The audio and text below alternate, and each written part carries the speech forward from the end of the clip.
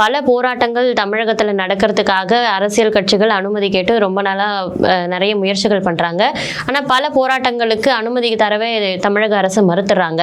ஆனால் சீமான் வீடு முற்றுகை போராட்டம், இந்த போராட்டத்துக்கு மட்டும் உடனடியாக அனுமதி கொடுத்துருக்காங்க. வெற்றிகரமாக அந்த முற்றுகை போராட்டமும் இப்போ நடைபெற்றிருக்கு. இது குறித்த உங்களுடைய பார்வை என்ன சார்?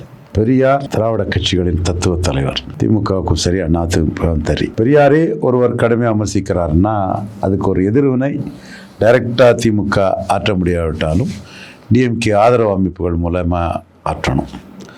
அப்போ அவங்க ஒரு பெர்மிஷனை கேட்கும்போது அவங்களுக்கு இதில் பெர்மிஷனை கொடுக்கலன்னா நம்ம ஆட்சி, நம்ம பெரியார், நம்ம இதுக்கு நமக்கு ஒரு ப்ரொட்டஸ்ட் கூட, எதிர்ப்பை கூட காட்டலைன்னா என்னங்கிற ஒரு தோற்றம் வரும்.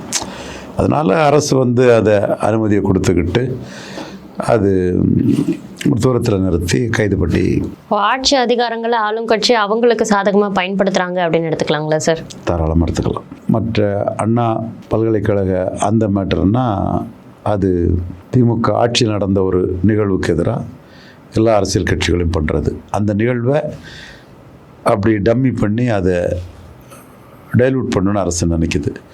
ஸோ அது தொடர்பான போராட்டங்களுக்கெல்லாம் அனுமதி மறுத்தோ அல்லது அனுமதி மறுப்பை மீறும்போது 12 மணி நேரம் கைது பண்ணி ஒரு கல்யாண மண்டபத்தில் வச்சோ வெளியிடுறாங்க. இப்போவும் இவங்களும் கல்யாண மண்டபத்தில் வச்சு தான்